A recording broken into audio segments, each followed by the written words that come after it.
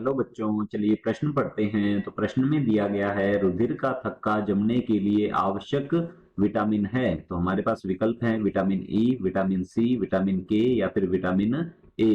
तो इस प्रश्न की मुख्य अवधारणा के बारे में हम जान लेते हैं। तो यहाँ लिखेंगे मुख्य अवधारणा। तो मुख्य अवधारणा है इस प्रश्न की रक्त स्कंदन इसे कहा जाता है। तो लिखते हैं रक्त स्कंदन या रक्त का थक्का निर्माण हम इसे कह सकते हैं। तो थक्का निर्माण से तात्पर्य होता क्या है ये हम जान लेते हैं।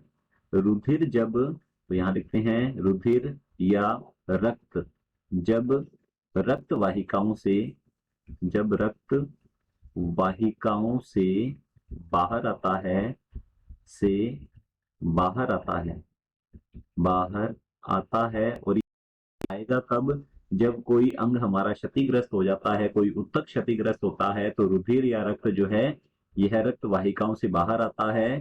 तो रुधिर अवयव जो है, तो रुधिर अवयव जलनुमा, अवयव जलनुमा पदार्थ में परिवर्तित हो जाते हैं, पदार्थ में परिवर्तित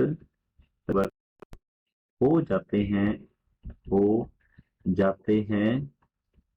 इसे, इस जलनुमा पदार्थ को कहा जाता है रुधिर का थक्का। इसे रुधिर का थक्का कहते हैं, रुधिर का थक्का कहते हैं।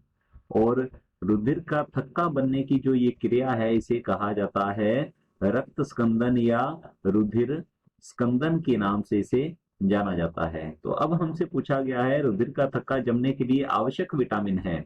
अब रक्त स्कंदन के लिए जो आवश्यक कारक होते हैं, तो यहाँ लिख सकते हैं रक्त स्कंदन कारक जो होते हैं ये कुल 13 कारक होते हैं। तो यहाँ लिख सकते हैं 13 स्कंदन कारक जो है ये मिलकर हम कह सकते हैं रक्त का थक्का निर्माण करते हैं। और इनमें से 4 स्कंदन कारक हैं, 4 स्कंदन कारक के बनने के लिए उत्तरदायी होता है विटामिन के। तो लिखते हैं विटामिन के है इनके बनने को, इनके निर्माण को, संश्लेषण को प्रेरित करता है। विटामिन के एक वसा विलेय, तो लिखते हैं वसा विलेय विटामिन है ये।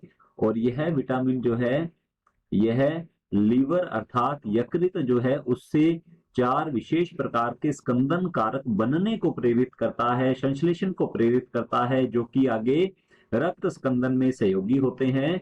तो चलिए देखते हैं विकल्प को। हमारे पास जो प्रश्न है रुधिर का थक्का जमने के लिए आवश्यक विटामिन है, तो यह विटामिन होता है विटामिन के।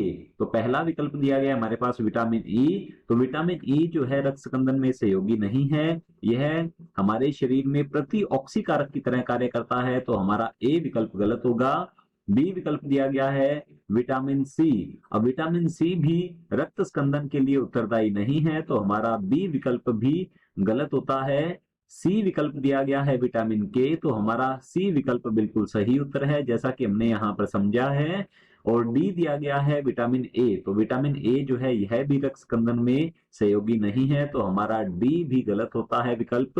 विकल्प सी बिल्कुल सही उत्तर है। आशा करता हूं आपको समझ में आया होगा। धन्यवाद।